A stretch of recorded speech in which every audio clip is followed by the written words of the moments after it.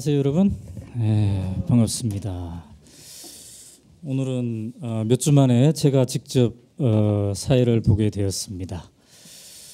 오늘 신만인 클럽 특강 손님은 아주 특별한 분이신데 한나라당의 공천개혁 특별위원장을 하고 계시는 나경원 최고위원이십니다. 나경원 최고위원은 여러분들 뭐 잘 아시다시피 서울대 법대를 졸업하셔서 법조계에서 판사 생활을 오래 하시다가 2002년 대선 직전에 정계에 입문을 했습니다. 그래서 그 이후에 이제 비례대표도 하시다가 이번에는 지역구 중구에서 국회의원을 하고 계시고 또 최고위원도 지금 하고 계시는데 가장 최근에 지금 심혈을 기울이고 있는 것은 한나라당의 쇄신입니다. 특히 그 중에서도 공천 개혁을 어떻게 할 것인가 이 부분에 대해서 씨름을 해오고 계셨고 얼마 전에는 이제 최고위원회에 이 공천 개혁안을 제출해 놓은 상태입니다.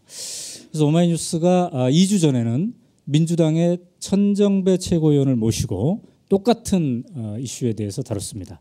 그래서 이제 오늘은 한나라당 쪽 얘기를 들어볼 차례인데요. 굉장히 어려운 발걸음 해주셨는데 우리 나경원 최고위원을 뜨거운 박수로 모시겠습니다. 네, 반갑습니다. 네, 반갑습니다. 네. 제가 기록을 따져보니까 4년 전에 그러니까 2007년에 제가 나경원 의원을 인터뷰한 적이 있었어요. 그때 우리 오마이뉴스 사진 기자가 찍어놓은 사진하고 오늘의 모습하고 비교를 해봤더니 별로 차이가 없으신 것 같아요. 이 세월이 지나도 그대로 변치 않는 모습을 간직하고 계시는 것 같은데요. 고맙습니다. 오늘도 굉장히 바쁜 일과를 보냈다고 말씀하시던데 오늘의 핵심 일은 어떤 것이셨습니까? 오늘은 아침에 최고위원회에 있었고요. 오늘 이제 오후에 본회의 있었습니다. 그리고 그것과 함께 가장 오늘 이제 좀 핵심적이고 제가 심혈을 기울여서 했던 것은 역시 공천 개혁과 관련된 것이었습니다. 지금 이제 조금 전에 말씀하신 것처럼 최고위원회에 상정은 됐는데 조금 최고위원회에서 안건 논의가 지금 지지부진한 부분이 있습니다. 그래서 이 공천 개혁의 뜻을 같이 하는 의원들과 내일 아침에 그러니까 추진 모임을 만들기로 했습니다. 그래서 추진 모임을 위한 그런 준비단들 회의에 같이 또 참여하고 있습니다. 그러면은 이제 천정배 의원은 민주당 쪽에서 이 일을 하고 있고, 그다음에 나경원 최고위원은 한나라당 쪽에서 하고 있는데 똑같은 이슈에 대해서 하고 있기 때문에 서로 좀 교류가 있나요? 예, 그렇습니다. 천정배 의원님은 사실 저랑 같은 또 문화체육관광방송통신위원회 의원이시고 해서요.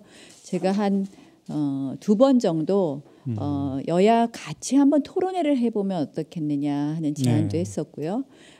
저희 한나라당이 주최하는 토론회에 좀 나와주시면 어떻겠느냐 하는 제안도 했었고 이제 오픈 프라이머리나 이런 부분에 대한 의견을 여쭙기도 했는데 사실 뭐 천정배 의원님 개인적인 의견은 굉장히 저랑 생각이 일치하시는 부분이 많이 있습니다. 근데 당의 입장이나 또 당에서 본인이 맡고 계신 입장 때문에 선뜻 이제 같이 뭐 토론회를 하거나 이런 기회는 못 가졌습니다만 앞으로 좀 기회가 됐으면 저는 이 정치개혁, 공천개혁의 문제는 여의 문제나 야의 문제가 아니라 우리가 좀 같이 대한민국의 정치를 선진화하는 데 필요한 거기 때문에 좀 같이 했으면 하는 그런 생각입니다.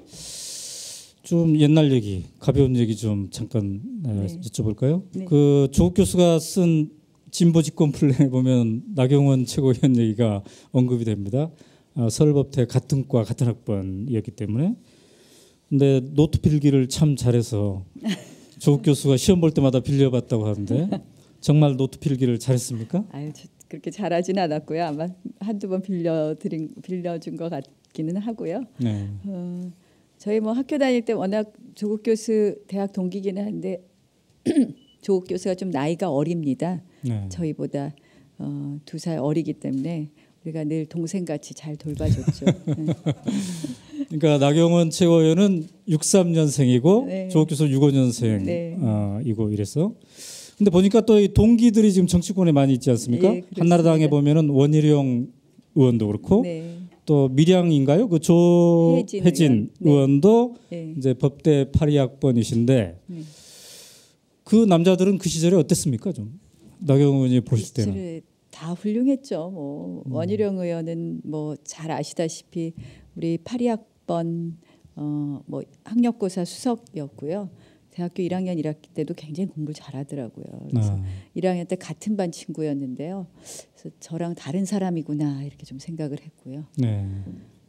뭐 조혜진 의원 굉장히 조용한 편이었고요. 또 뭐 조국 교수는 항상 조국 교수 별명 얘기해도 될까 모르겠네요. 네, 해도 되죠. 네. 우리 학교 다닐 때 별명이 이큼개구리였어요. 조국 교수가 가만히 보면 입이 좀 크거든요. 네. 그래서 우리가 맨날 저희끼리 이야기를 하고 있으면 갑자기 어디선가 나타나서 그 본인의 이야기를 한참 하다가 또 가요. 그래서 우리가 저기서 오면 야, 이 큰 개구리 왔다 막 이러고서 그랬던 네. 기억입니다. 네. 그럼 95년부터 이제 판사 생활을 시작하셨는데 대선 앞두고 그러니까 2002년 9월이니까 대선을 한 9월이니까 3개월 서너 달 네. 앞두고 정치권으로 오셨어요. 왜 내가 법조계에서 정치권으로 가야 되겠다. 정치권으로 가면 뭐가 좋겠다. 이런 생각을 하셨나요? 뭐 아니면 그때 당시에 그 정계 입문을 강력하게 추천하신 이해창 총재의 어떤 게 너무 또 강력하셨나요? 뭐 여러 가지가 복합적이었던 것 같아요. 네. 어떤 우리가 뭐 결정을 할 때 한 가지 이유만으로 결정을 하는 것 같지는 않고요.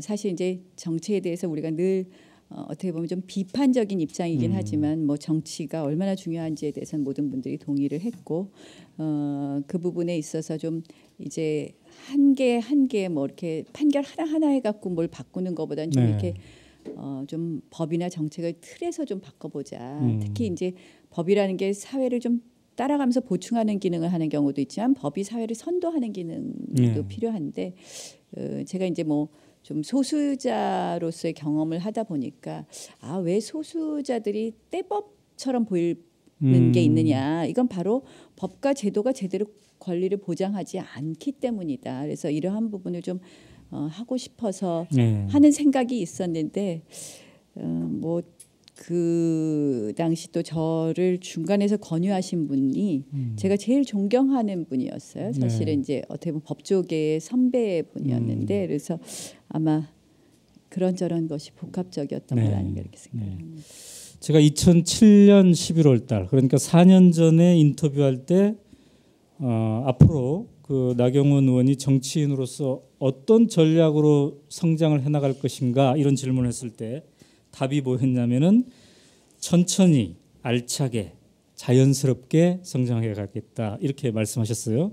근데 그 이후에 제가 쭉 지켜보니까 아무튼 그 뭐 국회의원에 비례대표에서 국회의원으로도 출마해서 당선되셨고 또 한나라당에서 최고위원 자리에까지 오르셨고 서울시장 예비선거에서 원희룡 의원을 이길 정도의 그것도 힘도 보여줬고 여러 가지 측면에서 스스로 성장해 나가는 모습을 보여주고 있는 것 같습니다. 아까 말씀하셨듯이 한나라당이 어떻게 쇄신하고 개혁공천을 하느냐 이거는 비단 한나라당만의 문제가 아니라 우리나라 전체 민주주의와 연관되어 있는 것 같습니다. 오늘 그럼 지금부터 약 40분 정도 소중한 말씀을 듣겠습니다. 여러분들 미리 그 나눠준 질문지에 질문을 생각하셔서 강의가 끝나자마자 저한테 전해주시면 여러분들에게도 질문권을 드리도록 하겠습니다.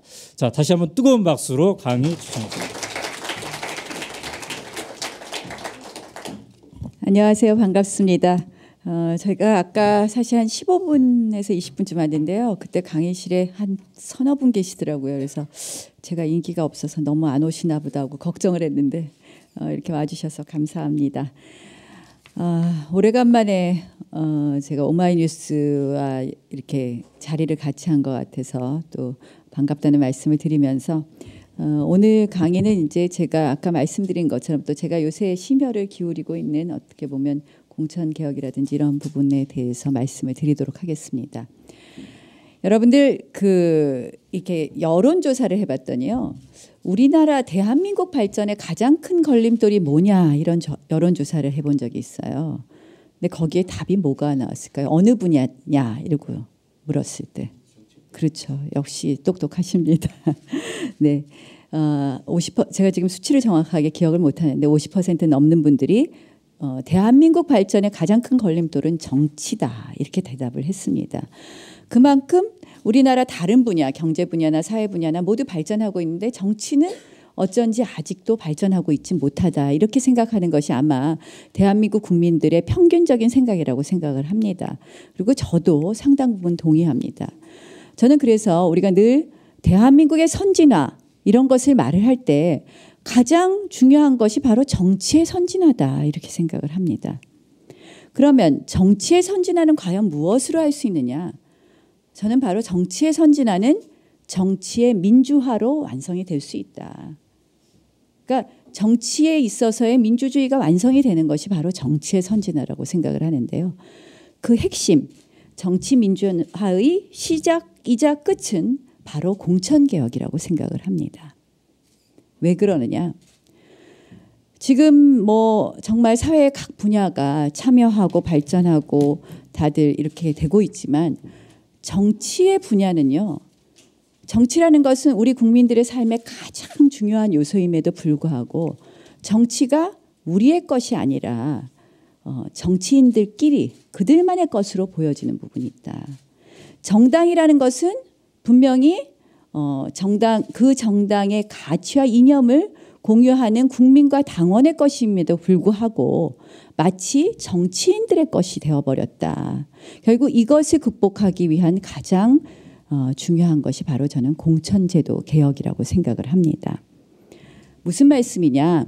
흔히들 정당 공천 당원들이 뽑던지 뭐 이래야지 왜 국민들이 이러는데 우리는 무슨 민주주의 국가죠?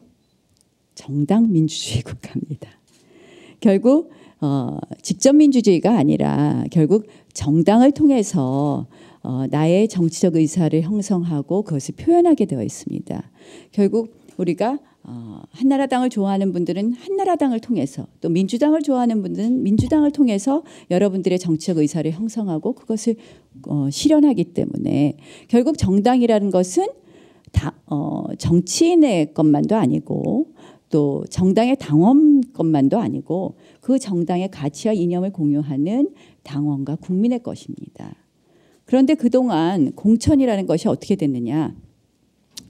잘 아시다시피 자기들끼리 했어요. 왜? 우리나라의 그동안의 정당의 역사는요. 인물 중심의 정당이었어요. 뭐 삼김시대 정당 이퀄 인물이었어요. 그러니까 그들이 공천하는 사람 그들이 마음대로 공천을 했던 거예요. 근데 그때는요. 사실은 그 삼김시대에는 본인들이 국민들로부터 한 30%씩 지지를 받고 있으니까 어떻게 보면 국민들이 그 정도 해라 하고 위임을 할 수도 있었어요. 그런데 이제 시대가 바뀌어서 뭐 이렇게 뭐 공천심사위원회도 구성을 하고 그러지만 이게 뭐 국민과 당원에 의한 것이 아니라 나눠 먹는 거예요. 나는 서울을 내가 할 테니까 너는 경북해라. 너는 뭐 부산해라. 이러면서 나눠 먹으면서 사실은 이 계파 수장들이 나눠 먹어서 공천을 했는데 그 사람들조차도 자기 지역에 가서 떨어져요. 그러면 아무도 권한을 위임해 준 사람이 없는데 막 나눠 먹는 거예요. 여러분들 18대 우리 한나라당 공천을 기억하시나요? 공천 잘한 것 같아요? 못한 것 같아요? 네, 맞습니다. 못했습니다. 아이, 잘한 적이 있죠. 자, 18대 공천은 잘 못됐습니다. 잘 아시다시피 뭐 민주당과 한나라당의 공천심사위원장들이 이제 나중에 마구 이제 뭐 물갈이를 한다고 했는데, 그러니까 물갈이가 필요할 때는 해야 되고 하겠지만 이것은 분명히 공정한 잣대에 의해서 해야 되는데요. 정말 뭐 일을 잘하고 못하고 이런 게 아니라 자의적인 잣대. 결국 나하고 친한 사람은 뭐 17대 국회에서 좀 무리를 일으킨 사건이 있었음에도 불구하고 그냥 공천되고 나하고 좀 안 친하면 그렇게 열심히 일을 했어도 공천을 뭐 주내 만회하면서 공천심사위원회를 막 며칠씩 중단시키고 이런 일이 횡행했습니다. 결국은 어떻게 보면은 이렇게 소위 자의적인 학살 공천이 이루어지면서 기준 없는 그런 공천이 이루어지면서 공천에 탈락한 사람들이 반발해서 친박연대라는 이름으로 결국은 출마해서 많은 분들이 당선되고 그분들이 다시 한나라당에 입당을 했습니다. 저희 기억하시나요? 지금 국회의장을 하고 계시는 박희태 의장님도 공천을 못 받으신 분입니다. 당대표 시켜드리고 나중에 보궐선거 나와서 국회의장 하고 계십니다. 김무성 원내대표 역시 공천에서 탈락됐습니다. 또 얼마나 자의적인 공천이 이루어졌는지를 잘 아실 겁니다. 결국 저는 이런 그 국민에게 줄을 서게 하지 않고 계파의 수장에게 줄을 서게 하는 이런 공천 제도를 없애는 것이 어떻게 보면 정당 내의 당내 민주주의자 또 정당 민주주의를 완성시키는 거라고 생각을 하는 겁니다. 그런 의미에서 이제는 계파의 수장에게 줄을 서는 사람이 잘 되는 것이 아니라 국민에게 줄을 서는 사람이 잘 되게 하자는 것이 공천 제도의 핵심이 되는 거죠. 그래서 제가 요새 우리 이제 4월 27일에 뭐 하죠? 재보궐선거 합니다. 맞습니다. 그래서 우리 이제 공천을 하는데요. 막 시끄러운 거예요. 뭐 누구 총리 벨트를 만드네, 누구를 데려오네 막 하는데 제가 계속 주장하는 게 뭐냐? 누구랑 친하다 막 이렇게 뭐 언론에서 쓰기도 하는데 친하면 뭐 그 사람은 공천 주자고 제가 얘기를 하겠죠. 저는 원칙에 따라서 얘기를 합니다. 무슨 원칙이냐? 이제는 우리가 뭐 누구를 들어오는데 그 사람은 누구하고 친하고 뭐 어느 쪽에선 그 사람이 들어오면 다음에 뭐 대표가 될 수 있고 대통령 후보 나오니까 반대한다 이렇게 뭐 정말 어떤 당내의 권력 갈등의 결정판처럼 보이는 부분이 있으니 이럴 때일수록 원칙으로 돌아가자. 뭐냐? 바로 국민과 당원의 의사에 물어서 공천을 하자. 제가 지금 그걸 주장하고 있습니다. 그러니까 4.27 재보선부터 이제는 우리가 밀실에서 공천하지 말고 당원과 국민의 손에 의해서 공천하자. 또 그것이 왜 필요하느냐? 지금 이제 한나라당 후보들에 대해서 뭐 이러니 저러니 흠들을 말을 해요. 어떤 분은 아니 원래 한나라당 정체성하고 안 맞는 거 아니야? 이렇게 공격하시는 분들도 있고 또 어떤 분은 뭐 예전에 뭐 저 청문회에서 뭐 그랬는데 이런 말씀들을 하시고 이런저런 흠을 극복하기 위해서도 그런 국민과 당원들이 그럼에도 불구하고 이 사람은 그 후보로 적절하다 이렇게 뽑아지면 그런 정당성도 갖게 되는 거 아니냐. 그래서 제가 4.27 재보선부터 주장하자 그러는데요. 아직은 잘 안 되고 있어요. 여러분들이 좀 도와주시겠나요? 웃기만 하고 계시는데. 그래서 이제는 저는 왜 계파의 수장에게 줄을 서지 말고 국민에게 줄을 서야 되느냐. 또 하나 핵심은요. 여러분들이 제일 싫어하는 게 뭐예요? 국회에서 보여주는 모습 중에서 제일 싫어하시는 거. 싸우는 거. 그게 바로 이 공천권 때문인 거예요. 내 의사에 반해도 위에서 싸워라 그러면 싸울 수밖에 없는 거. 그게 바로 공천권 때문이라고 저는 생각을 합니다. 물론 이제 이 국회 폭력에 대해서는 다른 이야기도 많이 다른 부분의 제도 보완도 필요합니다. 그건 제가 이따 말씀을 드릴 건데 그것도 저는 극복하기 위해서는 이제는 보스에게 줄을 서는 것이 아니라 국민에게 줄을 서는 공천을 해야 되겠다. 제가 얼마 전에 굉장히 창피한 일이 있었는데요. 지난번에 이제 어디 국제회의를 갔는데 옆에 앉은 다른 나라 국회의원이 그러는 거예요. 한국 국회는 왜 이렇게 맨날 싸우냐 그러면서 여러분 필리버스터라는 거 알죠? 의사 진행을 방해하기 위해서 계속해서 토론하는 걸 필리버스터라고 그러는데 그 한국의 국회 폭력은 코리안 스타일의 필리버스터 아니냐 이렇게 얘기를 하는데 제가 좀 창피하더라고요. 그래서 제가 말씀드리는 것처럼 이제 국민에게 줄을 서게 하려면 어떻게 하느냐. 저는 이제 공천은 오픈 프라이머리로 해야 된다라는 것이 저의 주장의 핵심입니다. 오픈 프라이머리 결국 누구든지 와서 후보를 뽑을 수 있게 하는 것이 저는 가장 좋은 공천 제도 개혁이라고 생각을 합니다. 그런데 이 오픈 프라이머리를 하려면 전제 조건이 있습니다. 이것이 성공하려면. 누구나 문 열어놓고 오늘 우리 한나라당 후보 뽑는데 여러분들 와서 투표해 주세요. 근데 이거 잘못하면요. 돈 선거, 동원 선거가 될 수 있습니다. 왜? 자발적으로 많은 시민들이 관심을 갖고 참여해 주면 좋은데 그렇게 하지 않으면 동원된 사람들만 와서 투표하게 되고 그 사람들의 의사에 의해서 결정이 된다면 그 투표 결과가 왜곡이 될 수 있습니다. 그래서 오픈 프라이머리를 할 수 있는 전제 조건은 바로 뭐냐? 여야가 합의를 해서 예비 선거일 합의를 해야 되는 겁니다. 그래서 여야가 국회의원 선거 2달 전에는 후보를 뽑는 예비 선거일을 만들자 그런 합의를 하는 거예요. 그럼 어떻게 되느냐? 선관위에다 위탁도 할 수 있고 투표소를 설치해서 가면 저는 한나라당 후보를 뽑겠습니다. 저는 민주당 후보를 뽑겠습니다. 저는 뭐 민노당 후보를 뽑겠습니다. 그래서 투표용지를 받아 들어가는 거예요. 그래서 자기가 우리 동네 나는 국회의원 후보로는 한나라당 후보로 나온 사람 중에서 이 사람이 제일 좋겠어. 그렇게 되면 어떻게 돼요? 동원 선거의 우려도 투표율이 높아지겠죠? 그러니까 동원 선거의 우려도 없고 또 제일 걱정하는 것이 뭐냐? 역선택을 얘기합니다. 한나라당을 지지하는 사람이 민주당 후보 중에서 좀 약한 사람 막 가서 찍는다든지 그 반대의 경우라든지 이런 거를 방지할 수도 있고 그래서 저는 이 오픈 프라이머리를 주장하는데 오픈 프라이머리가 성공하기 위해서는 여야가 동시에 같은 날 하는 것을 합의를 해서 오픈 프라이머리를 한다면 저는 우리 대한민국의 정치 선진화가 정말 상당 부분 앞당겨질 수 있다고 생각을 합니다. 그런데 제가 이걸 좀 제안을 했더니요.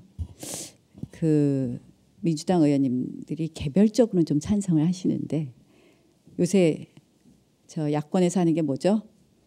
야권 연대를 하고 있습니다. 야권 연대. 맨날 뭐 한나라당 후보 한 명한테 뭐 안 되니까 뭐 연합해서 뭘 하자 뭐 빅텐트론 뭐 또 뭐 페이퍼 정당론 이런 걸 막 하면서 제가 좀 야당 흉 좀 봐야 되겠어요. 이렇게 하면서 그거 하려니까 이걸 선뜻 못 받는 거예요. 오픈 프라이머리를. 제가요. 여러분들 뭐 한나라당 좋아하시는 분도 있고 민주당 좋아하시는 분들 있고 다 생각이 다르실 텐데 제가 한나라당을 자랑스럽게 생각하는 것 중에 하나는 우리는 책임 있는 정당이라는 겁니다. 무슨 말씀이냐면 많은 분들이 뭐 이렇게 잘한 것도 있고 잘못한 것도 있다고 해도 그 당의 이름을 뭐 막 바꾸면서 혼란을 가져온다든지 당을 합했다 뭐 쪼갰다 한다든지 이런 거 안 했거든요. 14년 동안 한나라당 이름으로 평가받고 잘못했을 땐 정말 천막정신으로 가기도 하고 그랬습니다. 근데 제가 대변인 하는 동안요. 보니까 민주당이 5년 동안 한 7번 이름을 바꿨을 거예요. 그래서 마지막에 다시 또 민주당이 됐어요. 그래서 우리가 도로민주당이라고 한참 흉보고 했는데 지난 그 참여정부 시절에는 맨날 당명 바꾸면서 헷갈리게 하더니 그 뭐 합쳤다 떨어졌다 막 그러더니 요새는 또 지금 페이퍼 정당이라는 걸 얘기해요. 저는 페이퍼 정당은 정당 민주주의의 원칙에 반한다고 생각을 합니다. 정당이라는 것은 분명히 자신의 당의 가치와 이념을 내놓고 평가를 받아야 되는 거예요. 그리고 국민들이 그거에 따라서 나는 어느 정당을 지지한다가 돼야 되는데 제가 보기에는 지금 연대와 통합을 이야기하는 정당 간의 가치와 이념이 꼭 공유되기는 굉장히 어렵다고 봅니다. 근데 단지 우리가 후보를 연합해서 내자는 것으로 페이퍼 정당을 한다는 것은 저는 당당하지 못하다고 보는 것이죠. 그래서 제가 보면 이탈리아가 늘 이렇게 많이 했습니다. 근데 이탈리아가 뭐 올리브 연합이니 뭐니 하면서 이런 걸 많이 했는데 이탈리아에 여러분 저 베를루스코니 잘 아시죠? 뭐 하여간에 우리나라 잣대로 보면 대통령 물러나도 한참 많이 물러났을 것 같은데 계속 있는 게 저는 이런 연합의 정치를 하기 때문에 그러니까 연합의 정치의 목표는 뭐냐? 오로지 정권입니다. 그러니까 서로 봐주는 거예요. 그래서 저는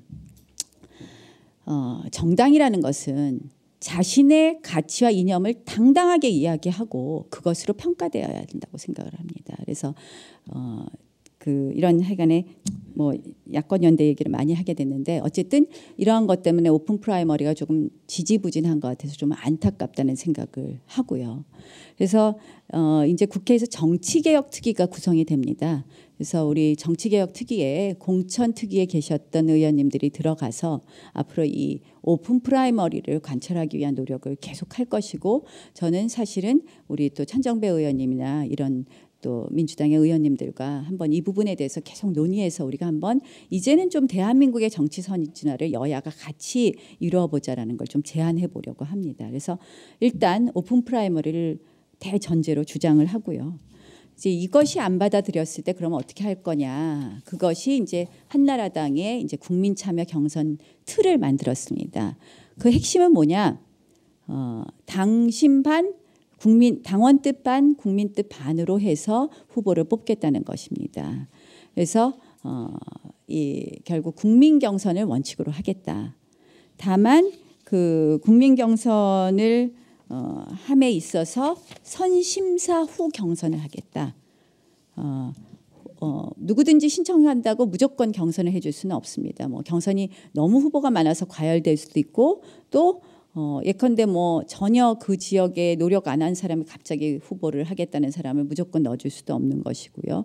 또 뭐 한나라당의 정체성이나 이런 부분에 부합되지 않는 후보를 낼 수도 없는 거기 때문에 선심사를 하고요. 또 거기서 핵심은 바로 뭐냐? 현역도 이제는 평가를 하겠다. 객관적인 기준에 의해서. 그래서 예전처럼 친한 현역은 무조건 어떠한 무리를 일으켜도 붙여주고 안 친하면 안 해주고 이런 게 아니라 객관적으로 현역도 평가해서 일정 수준에 안 되는 현역은 배제하겠다. 그래서 현역 평가를 하겠다는 것과 경선을 하겠다는 것이 두 가지 큰 원칙입니다. 그래서 이제 한나라당에서 오픈 프라이머리를 우선으로 실현을 하고 그것이 정 안 될 때 한나라당만이 따로 해야 될 때는 이 원칙으로 가려고 합니다. 그래서 5대5 당심 반, 민심 반으로 경선을 하고 다만 그 숫자가 지나치게 적을 때 이게 뭐가 그러냐면요. 우리가 이제 경선하겠다 그랬더니 많은 의원님들이 예전에 열린우리당 시절에 17대 초기에 17대 공천을 줄 때 경선을 했는데 그걸 실패했다고 열린우리당 시절에도 그것을 자인하고 나중에 다시 경선 안 하지 않았느냐 이런 이야기들을 많이 비판하세요. 그때 열린우리당이 일부 경선에 있어서 문제점이 있었던 것이 숫자가 너무 적었기 때문이에요. 200명, 300명 이렇게 적게 하면 이 결과가 왜곡될 수밖에 없습니다. 그래서 우리는 적어도 유권자 수의 3% 이상의 그 선거인단을 구성하는 것이 미니멈입니다.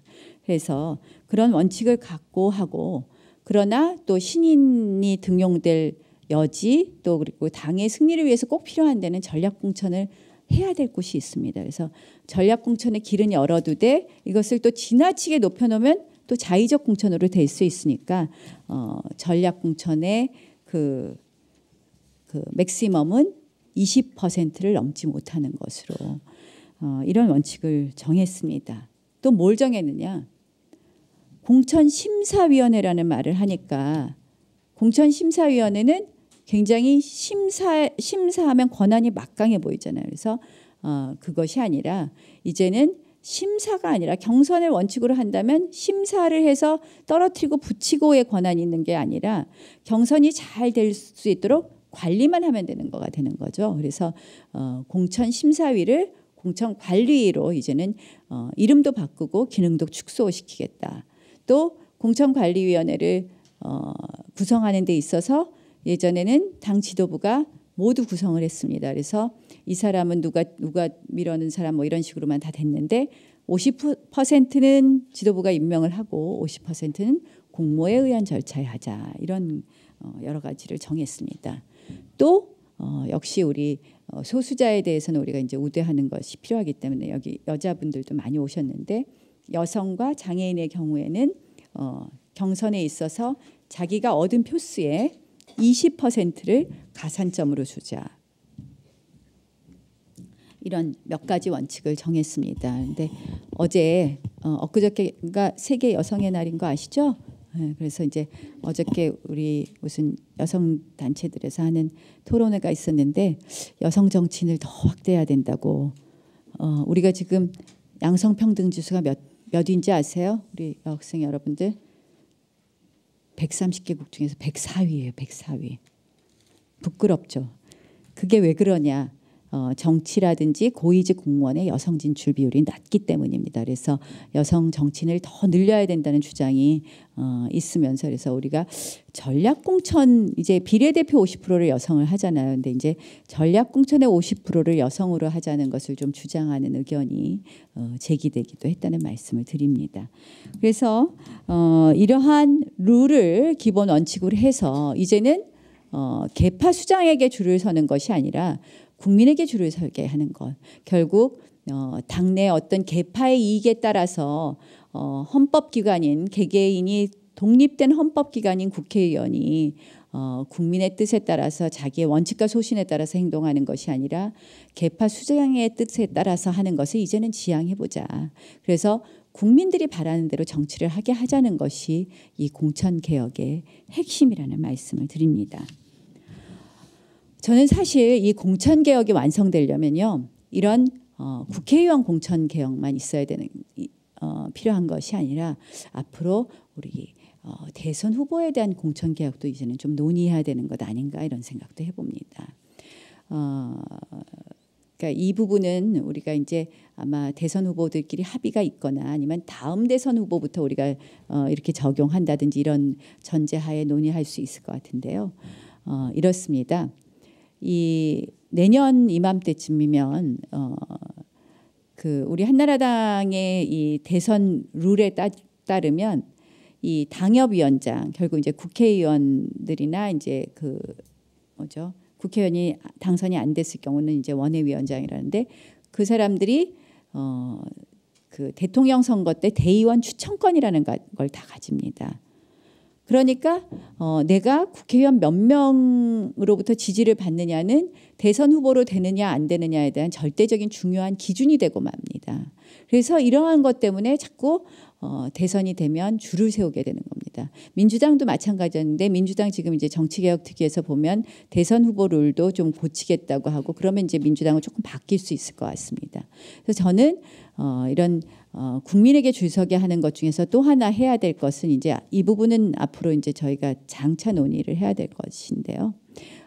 이제는 그 어떻게 보면 당협위원장들이 대의원을 추천하는 그런 형식의 대선 룰에서 이제는 그 대의원 추천권을 바꿔서 뭐 당원 중에서 추첨을 해서 준다든지 아니면 전당원 투표제를 한다든지를 적극적으로 검토한다면 정말 국민에게 줄 서는 정치가 제대로 완성되지 않을까 이런 생각을 해봅니다. 그래서 이러한 부분도 앞으로 우리가 이제 숙제로 장차 해야 될 부분이라는 말씀을 드리면서 다만 이제 이거는 우리가 이제 대통령 선거가 얼마 안 남았기 때문에 다음부터 적용한다든지 이럴 수도 있고요. 합의만 된다면 또 지금부터 할 수도 있다고 생각을 합니다.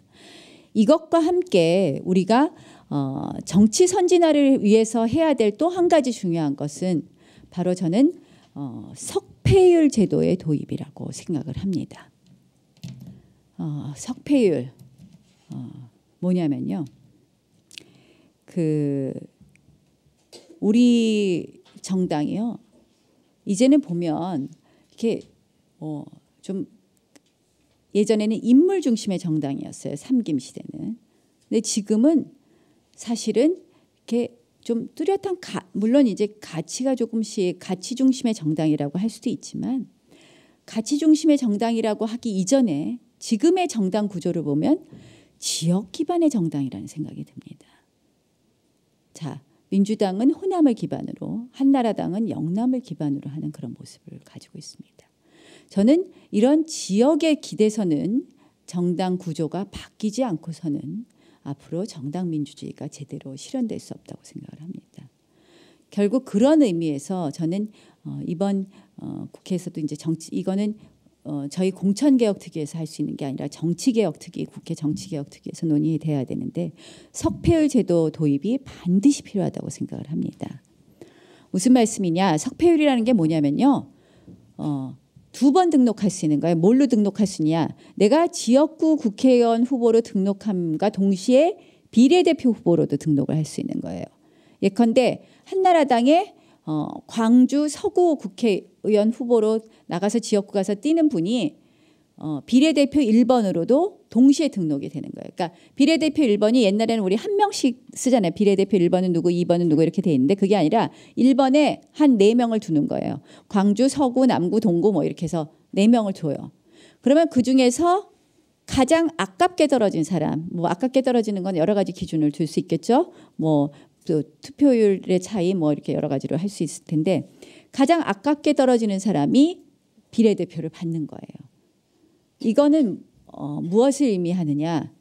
호남에서도 한나라당 국회의원이 탄생될 수 있는 가능성을 만들어주는 거고 영남에서도 민주당의 국회의원이 탄생할 수 있는 가능성을 열어주는 겁니다. 그러니까 결국 이것을 호남, 우리 한나라당은 취약적으로 할 수 있는 호남이나 충청에 이 의석수를 많이 배분하면 그 지역을 대표하는 국회의원이 나오게 되는 거죠. 저는 이것은 우리가 이제는 정당이라는 것이 아까 말씀드린 것처럼 정당은 반드시 자기의 가치와 이념으로 평가되어야 됩니다. 그것을 확실히 할 수 있고 가치 정당으로 거듭나기 위해서는 이 지역주의에 기반해 갖고 무조건 지역에 기대서서 저기선 몰표가 나와 이런 것을 바꾸지 않고는 우리 정치가 선진화될 수 없다고 생각을 하고 그렇기 때문에 저는 석패율제도 도입이 저는 이번 우리 18대 국회에서 꼭 이루어져야 된다고 생각을 합니다. 그래서 이 공천제도의 개혁 그리고 석패율제도가 도입된다면 우리 정당은 민주화가 제대로 완성된 것이고 그것은 정당 선진화를 말하는 거라고 생각을 합니다. 그것과 함께 해야 될 것이 뭐냐? 바로 국회 개혁입니다. 지금 뭐 국회 바로 세우기 모임 아시죠? 모르시나요? 고개를 끄덕거리시는 분도 계시고 뭐 가끔 보셨죠? 보도. 그렇습니다. 많은 분들이 국회 뭐 폭력 사태 뭐 이런 거 해결해야 된다고 이야기들을 많이 하시는데요. 저는 국회 개혁의 핵심은요. 이제 합의제만 주장하는 그 원칙에서 다수결을 존중하는 원칙으로 바꾸는 것이 국회 개혁의 핵심이라고 생각을 합니다. 우리 국회는요 그동안요 합의가 가장 우선이 됐어요. 제가 17대 처음 들어왔더니 뭘 하는데 그 당시 이제 원내 수석부 대표인 남경필 의원이 뭘 하는데요. 국회법과 막 다른 걸 하는 거예요. 그래서 제가 그거 국회법에 없는데 그렇게 하시면 됩니까? 그러니까 국회는 여야가 합의만 하면 남자가 아기 낳는 거 빼놓고는 다 할 수 있어요. 그렇게 얘기를 하는 거예요. 국회법이고 뭐고 법은 하나도 존중이 안 돼요. 국회는. 합의만 하면 마음대로 되는 거예요. 그러다 보니까 군소 정당은 너무 속상한 거예요. 뭐 정해놨다도 양대 정당이 합의를 해서 그냥 마음대로 정하는 거예요. 저는 이거는 어디서 나오기 시작했느냐. 예전에 우리 국회는요. 의석수에 따라서 그러니까 투표율에 따라서 의석수를 배분하는 게 아니라 국회 구조 자체가 예전에 유신헌법 시대나 뭐 이럴 때 보면 무조건 그 일당이 과반수 이상을 먹게 돼 있는 거예요. 그러니까 어떻게 되냐? 그러면 다수결의 원칙으로 하면 맨날 일당 마음대로 하니까 이제 합의제라는 얘기를 그때부터 하기 시작했는데 이제는 어떻게 됩니까? 국민들이 표를 준 것 따라서 의석수를 차지하거든요. 그러면 이제는 다수결의 원칙으로 가야 된다고 생각을 합니다. 다만 다수결의 원칙 하에서 소수의 의견을 존중할 수 있는 여러 가지 제도적 장치를 마련을 해야 된다. 그래서 합의를 위해서 노력하고 소수의 의견을 수렴하기 위해서 노력을 하지만 안 될 경우에는 다수결에 따라서 저는 이것이 국회 개혁의 요체라고 생각을 합니다. 우리가 지금은 다수당이지만 저희가 뭐 요새 내년 총선에서 한나라당 패배한다고 많이 그런다며요. 그러니까 이거 정해서 내년 다음 19대 국회부터 적용해도 좋습니다. 정말 이제는 우리가 여당이고 야당이고 이제는 언제든지 우리가 다수당도 될 수 있고 소수당도 될 수 있고 우리가 또 여당도 될 수 있고 야당도 될 수 있고 이런 열린 마음으로 그러나 하나하나씩 이제 개혁을 만들어 가야 된다고 생각을 합니다. 가장 중요한 것은 이제는 다수결의 원리가 존중되는 그러니까 우리 국회 같은 데가 없어요. 미국이든 어느 선진 국회든 결국은 뭐 토론 며칠씩 하고 그다음에 일정한 시한이 되면 이제 토론 종료하고 그 다음에 다수결에 따릅니다. 다만 그 토론을 하는 동안 우리 같이 끝까지 내게 맞아 하고 토론은 하되 의견은 점점 더 벌어지는 것이 정치 잘하는 것처럼 보이는 그런 정치 문화가 아니라 토론을 해서 이견을 좁혀가는 것이 진정한 정치인 것처럼 되는 그런 문화가 필요하다고 생각을 하는데요. 저는 이제 그것이 필요하다고 생각을 합니다. 제가 우스갯소리로 말을 하면요. TV 토론 나가서 열심히 싸우잖아요. 야당 하는 거 막 계속 반박하고 막 싸우면 우리 지지자들한테 엄청 칭찬 전화 와요. 잘했다고. 근데 반대로 네, 그 의견도 맞지만 이렇습니다 하고 얘기를 하면 막 또 욕하는 전화가 와요. 아니 왜 남 의견 얘기하는데 고개를 끄덕거리고 그러냐고. 저는 그런 문화가 이제 바뀌어야 된다고 생각합니다. 토론이라는 게 정치를 하면 작은 차이도 크게 하는 게 잘하는 것처럼 이해를 하는데 작은 차이도 좁혀서 합의를 이룰 줄 알고 어떻게 보면 의견을 모아갈 줄 아는 그런 정치가 되는데 우리는 뭐든지 선명할수록 잘한다고 하잖아요. 그래서 이렇게 토론하고 그다음에 정말 안 됐을 때는 다수결로 가는 그런 국회에서 이제는 합의만 하면 국회법이 무시돼도 좋다는 것에서 국회법을 존중하는 쪽으로 이렇게 바뀐다면 저는 그것이 바로 앞으로 정치가 선진화될 수 있는 길이라고 생각을 합니다. 결국 저는 요새 지금 이제 공천 개혁을 제일 앞장서서 하고 있는데 지금 말씀드린 것처럼 우리 공천 개혁 결국 개파에게 줄을 서는 것이 아니라 국민에게 줄을 서게 하는 것. 그리고 두 번째로는 아까 말씀드린 것처럼 석패율 제도의 도입을 통해서 이제 지역 정당에서 가치 정당으로 바꾸게 하는 것. 세 번째로는 이제는 국회에서 다수결의 원칙이 존중될 수 있는 그런 국회 개혁을 통해서 이제 좀 정치 선진화를 좀 이루어서 코리안 스타일의 필리버스터라는 말을 듣지 않도록 이렇게 해서 좀 더 우리 정치가 국민의 뜻을 존중하고 국민을 바라보고 하는 그런 정치가 되게 하기 위해서 노력하고 있고 그것이 저희 지금 공천개혁의 핵심이라는 말씀을 드리면서 오늘의 강의를 마치도록 하겠습니다. 고맙습니다.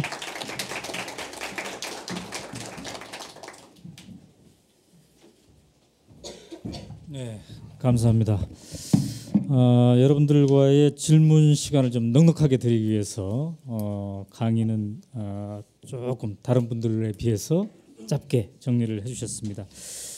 저도 뒤에서 듣고 있으면서 공부가 많이 됐습니다. 한나라당에서 공천 개혁의 현 단계가 어떻게 되어 있는지 말씀을 해주셨고 또 말씀을 들어보니까 단순히 이게 한나라당의 국회의원 선거 공천 문제가 아니라 정치 개혁과 관련되어 있는 그런 역할을 지금 하고 계시는구나 이런 생각이 들었습니다. 특히 이게 이제 어떤 공천 개혁이라는 것이 개파의 수장에게 줄을 서는 것이 아니라 국민들에게 줄을 서게 만드는 것이라는 거 이것이 핵심인 것 같습니다. 역시 지지난주에 천정배 그 민주당 최고위원께서 말씀하신 것과 일맥상통한 그런 거라고 생각드는데요. 자, 질문지를 저한테 전달해 주시고요. 그 전에 전달되기 전에 이제 제가 몇 가지 여쭤보겠습니다. 어쨌든 이 공천 개혁이라는 게 국회의원 공천 개혁을 우선 초점으로 하고 있기 때문에 내년도 이번 재보궐 선거도 그렇지만은 내년도 국회의원 선거에 대한 관심을 많이 가지고 계실 텐데 어떻습니까? 이거 활동하시면서 이제 바닥 민심이라든가 이런 거를 체크하고 계실 텐데 현재 이 상태로 국회의원 총선거가 실시된다. 그러면 판세가 어떻게 될 것 같습니까? 제가 아까 강의 중간에도 말씀을 드렸는데 요새 바닥 민심 안 좋아요 이런 말씀들 많이 하시는데요. 네. 사실 또 여론조사를 보면 또 그렇게 나쁘지만은 않습니다. 근데 이제 제가 보기에는요 우리가 수치만 믿을 것도 아니고 또 그냥 이야기만 믿을 것도 아니라고 생각을 하고 다만 이제 최근에는 굉장히 안 좋죠. 구제역, 전세난, 물가에서 지금 상당히 안 좋은 상태인데 저는 지금부터 정말 바닥까지 내려왔는데 이제 지금부터 하나씩 저희가 잘 수습해가고 좀 더 뭐 국민들이 원하시는 걸 한다면 내년 총선이 꼭 그렇게 비관적이지만은 않다. 이제 한나라당도 참 부족한 것이 많지만 또 사실 야당에 대해서도 국민들께서 그렇게 큰 기대를 못하는 모습도 보이는 것 같습니다. 그래서 그런 생각이 들고 있습니다. 그 아까 강의하시면서 이런 공천 개혁이 잘 되기 위해서는 여러분들부터 도와주셔야 됩니다. 이런 말씀을 하셨는데 지금 공천 개혁을 여야가 논의하고 있는데 이걸 지켜보고 있는 국민들의 입장에서는 뭘 어떻게 도와줄 수 있습니까? 이분들이. 예. 그 여론이죠. 가장 중요한 것은 네. 정치인들이 제일 무서워하는 것이 여론 아닙니까? 그래서 국민들께서 이제는 네. 좀 정치인 니들끼리 정당이 니들 거냐? 이제 국민의 것이다. 이제 우리도 참여하게 해달라 이런 이야기를 하시면 그런 마음을 모아주시면 아마 이 공천 개혁이 훨씬 힘을 받지 않을까 이렇게 생각을 합니다. 아까 이제 현역 의원들도 그동안의 의정 활동이라든가 이런 거를 평가해서 지수화해가지고 일정한 점수가 안 되는 사람은 사전 심사에서부터 탈락시킬 것이다 이렇게 말씀하셨는데 지금 공천 개혁 특별위원장의 개인적 눈높이로 봤을 때 지금의 한나라당의 현역 중에 몇 퍼센트 정도는 잘라야 된다고 생각하십니까? 정권을 가지고 있다면은 이 지수화를 하기 전에 딱 보시면 이제 같이 활동을 해보시면 정말 이렇게 형편없는 사람이 있나? 어떻게 이런 사람이 된다? 이런 생각도 하고 그럴 텐데 이거 근데 숫자 잘못 말하면요. 공천 개혁이 힘을 받아야 되는데 힘을 못 받을 수 있을 것 같은데 어떻게 하죠? 그러니까 자의적이고 개인적인 판단을 했을 때. 그래서 제가 이거 숫자는 말씀을 못 드리겠습니다. 이 공천 개혁안을 통과시켜야 되기 때문에요. 근데 아까 야권과 그러니까 민주당이든 뭐 야권 연대에서 어떤 새로운 당이 생기든 야권과 같은 날에 예비 경선을 하는 게 역선택을 방지하고 좋지 않겠느냐 이런 말씀을 하셨는데 그러나 현실적으로 야권에서는 야권 연대도 아직 안 돼 있고 좀 어려워하고 있는 거는 같아요. 근데 이게 만약에 진짜로 현실화되기 위해서는 키가 뭐라고 생각해요? 뭐가 해결돼야지 이거를 할 수 있나요? 야권에서요? 아니면 뭐 그냥 야권이 받아들이면 되는 건가요? 아니면 어떤 이거를 야권이 받아들이기 쉽게 하기 위한 어떤 그러니까 저희가 뭐 할 수 있는 뭐가 있느냐? 글쎄요. 야권에서 결국은 총선에서의 야권 연대는 별 의미가 없다 이런 판단이 들면 되지 않을까 이런 생각을 하는데요. 아마 좀 그 부분에 대해서는 지금 판단이 좀 계속 지금 이번 재보선의 경우에도 뭐 이게 뭐 시혜냐 뭐냐 이렇게 뭐 여러 가지 논란이 있지 않습니까? 그래서 아마 이번 재보선을 거치면서 좀 이런 부분이 입장이 정리가 된다면 야권으로서도 이 부분에 응할 수 있지 않을까 이렇게 생각을 합니다. 저는 이 오픈 프라이머리가 이게 동시에 해야 되는 것이 우리가 뭐 선거관리위원회 이렇게 되면 위탁도 할 수 있거든요.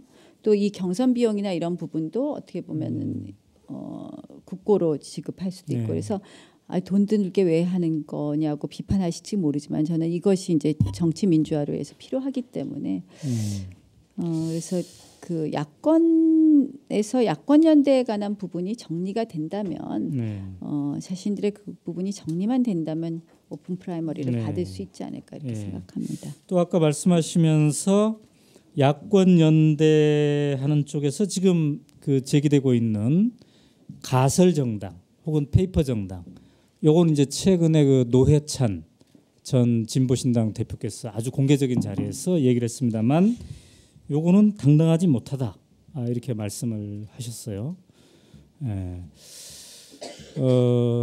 우리 이승훈 기자가 나경원, 노회찬 당당하지 못해 이렇게 써도 되는 겁니까? 가설 정당 주장하는 노회찬 당당하지 못해. 그 말씀이 당당하지 못해. 왜냐하면 제가 누구 인물에 대해서 이렇게 저기 하는 거 잘 안 하잖아요. 왜냐하면 인격에 대한 평가를 하면 안 되고 그 사람의 어떤 행위나 말에 대한 평가를 해야 된다고 제가 늘 이야기해요. 네. 또 노회찬 의원님하고 같이 또 17대 때 국회를 같이 있었. 그럼 노회찬 전 의원이 이렇게 거론했었는데 이렇게 기사를 쓰면 되겠군요. 그 아까 저는 이제 국회의원 공천 개혁에 대해서 고민을 집중하고 계시는 줄로 알았는데 사실 또 그렇겠죠. 그런데 역시 이제 대선 후보에 대해서도 개혁을 해야 되지 않겠느냐 이렇게 한 걸음 더 나아가셨어요. 근데 그거는 평상시에 그 한나라당 내에서도 얘기하시는 겁니까? 아니면은 요 자리에서 좀 진전돼서 말씀하신 건가요?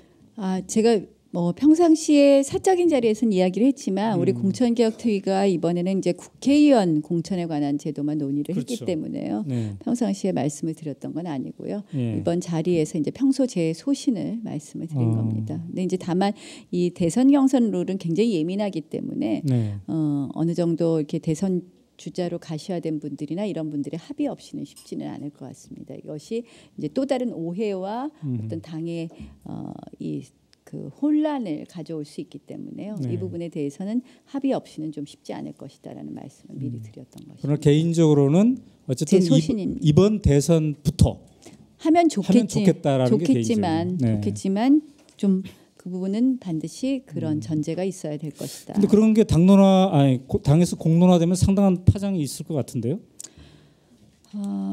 근데 이 부분은 지금 이제 저희가 지난번 대선 경선도 굉장히 그 룰 세팅 때문에 굉장히 다툼이 많았었거든요. 그래서 네. 쉽게 바꾸기는 또 어려울 겁니다. 그래서 그 공론화 부분은 일단은 어떻게 보면 대선 주자로 뭐 이렇게 어느 정도 가시화된 분들의 합의라든지 이런 게 있지 않고는 어렵다는 말씀드립니다. 지금 한나라당 보면은 대선과 관련해서는 박근혜 의원 그러니까 어찌 보면은 그동안의 그 여야 정당사에서 최초로 여성이 대세론을 타고 있는데요. 같은 여성으로서 어떻게 보고 계십니까? 뭐 박근혜 대세론에 대해서는 어떻게 보고 계십니까? 뭐 항상 우리가 이제 대세론에 대해서는 장단점이 있다고 이야기들 하지 않습니까? 그래서 한나라당도 지금은 박근혜 대표가 야권의 다른 후보들보다 훨씬 앞서고 있지만 그 부분에 대해서 안심만은 할 수 없다고 생각을 합니다. 그래서 당은 당대로 준비를 해야 된다고 생각을 하고요. 또 뭐 앞으로 1년 6개월 이상 남았죠. 뭐 앞으로 참 많이 남은 시기이기 때문에 당 내에서도 어떻게 보면 건전한 경선이 더 이루어지는 것이 바람직하지 않나 이런 생각을 해봅니다. 네. 자, 그럼 여러분들의 질문. 이건 박창호 씨 어디 계십니까? 예, 손 들으십시오. 네, 상당히 간단하고 우호적인 질문입니다. 네, 말씀하십시오. 지금 질문하신 거? 네, 지금 제가 그냥 말씀드린. 네. 여지껏 그 국회의원 하시면서 어떠셨는지 좀 소감 좀 간략하게 아니, 말씀해 주시겠어요? 국회의원. 그러면서 네. 뭐라고 쓰셨냐면 국회의원 중에서 가장 미인이십니다. 아유 고맙습니다. 이 멘트 때문에 제가 첫 질문자로. 그 얼굴이 빨개지겠어요. 그 생각보다 참 보람된 부분도 많지만 또 참 힘든 일이다. 또 하면 할수록 힘들다는 생각을 많이 합니다. 사실 이제 제가 뭐 이렇게 가끔 어디 인터뷰 자리에서도 이야기하고 하지만 정치인을 굉장히 좀 흉도 많이 보고 정치인들은 뭐 맨날 일하는 게 있어 사실 예전에 굉장히 부정적이었습니다. 그런데 이제 사실 들어와서 보니까 정치인이 해야 될 일이 너무 참 많고 그래서 항상 부족하지 않나 이런 생각하고요. 또 이제 아까 말씀드린 것처럼 이게 초선 때가 아니라 또 재선이 되고 또 당에서 또 최고위원도 되고 하니까 어깨가 더 무거워지는 그런 심정입니다. 네. 박금선 씨. 네, 저쪽에 계십니다. 예, 예, 저는 박금선이라고 합니다. 네. 제가 평소에 의원님을 좀 이렇게 뵙고 싶었습니다. 그 소신을 가지고 이렇게 정치의 이렇게 선진화를 위해서 애쓰시고 계시는 이 모습이 정말 저에게는 이제 존경스럽게 다가옵니다. 1, 2년 전에 그 세심이라는 책을 출간하신 거로 알고 있는데요. 이 질문은 오늘 이렇게 주제와 관련되지 않은 질문인데요. 그 의원님의 삶에서 중요한 부분이 이제 무엇이라고 생각하시는지, 우리가 이렇게 지켜야 할 가치가 있다면 이제 무엇이라고 생각하시는지 그걸 간략하게 좀 말씀을 해주시면 감사하겠습니다. 제일 어려운 질문인데요. 저는 사실 이렇게 뭐 제가 살면서 가장 중요하게 생각하는 거는 전 신뢰라고 생각합니다. 신뢰. 그래서 제가 늘 뭐 이렇게 제가 했던 이야기, 제가 맡았던 일, 그런 부분에 대해서 항상 끝까지 책임을 지고 싶어하고, 내가 했던 일에 대해서 책임지고 싶어하고, 내가 했던 말을 바꾸지 않으려고 참 노력합니다. 이제 가끔은 뭐 옛날에 이 말했는데 좀 바뀌었어요 뭐 이러고 어떨 때는 언론 기사 쓰기도 하는데요. 사실은 굉장히 그 제가 이렇게 왔다 갔다 하지 않고, 그래서 저 사람이 하는 말은 믿을 수 있다 이렇게 생각하실 수 있게, 국민들이 그렇게 생각하실 수 있게 하는 게 중요하다고 생각을 하고, 늘 신뢰가 없으면 정말 아무것도 할 수 없다고 생각을 합니다. 그래서 제가 제일 중요하게 생각하는 건 신뢰고요.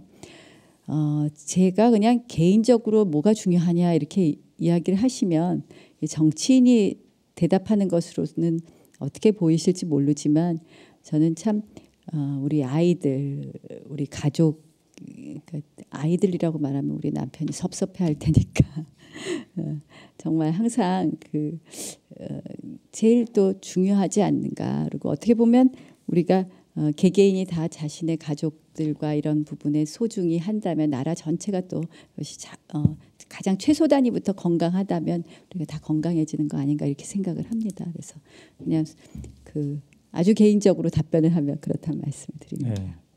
김관회 씨, 4.27 선거에 대해서 했던.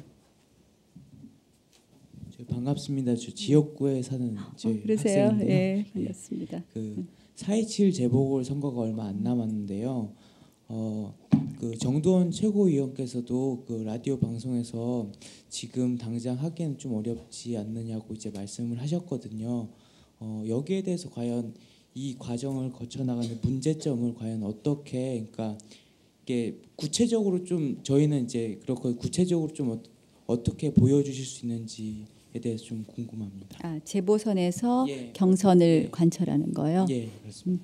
지금 뭐 시간적으로는 저는 그렇게 부족하다고 생각을 하지 않습니다. 그리고 공심위에서 강원도 선거는 경선의 원칙을 하겠다고 발표를 했습니다 이미. 근데 제가 생각한 경선의 원칙과는 좀 다른 방법으로 하는데요. 저희 공천제도 개혁 특위안에서 나온 거랑은. 근데 이제 저는 나머지 선거구도 다 해야 된다는 것이 저의 소신이고, 우리 중구도 구청장 선거를 합니다. 그래서 공천제도 개혁 특위안에서는 물론 이제 국회의원 선거에 관한 것이지만 우리 중구 구청장 후보들도 경선에 의해서 뽑기를 제가 시당 공심위에 요청을 했고, 시당 공심위에서 오늘 그렇게 결정을 했습니다. 그래서 일단은 그 시간적으로 꼭 부족하지는 않기 때문에 우리가 노력하면 충분히 할 수 있다. 특히 뭐 당원당규 개정이 꼭 필요한 게 아니거든요. 당원당규에 이미 경선을 할 수 있다는 게 열려 있고, 다만 이제 그 구체적인 방법을 우리가 이번에 정한 것이고, 또 예전에는 경선을 할 수 있다라고만 돼 있어서 경선을 거의 안 했죠. 전부 다 찍었죠. 그래서 그런 재량적인 것을 없애자는 것이 이번 공천제도 개혁의 핵심이기 때문에 충분히 지금 당원당규로도 할 수 있기 때문에 시간적으로 좀 가능하다고 봅니다. 예. 그렇다면 지금 중구청장 예비 경선이 어떤 나경원 최고위원이 추진하고 있는 공천 개혁의 한 모델이 될 수가 있겠네요. 네, 그래서 지금 오늘 다행히 이제 그 구청장 선거는 시당 서울시당 공심위에서 결정을 하는데요.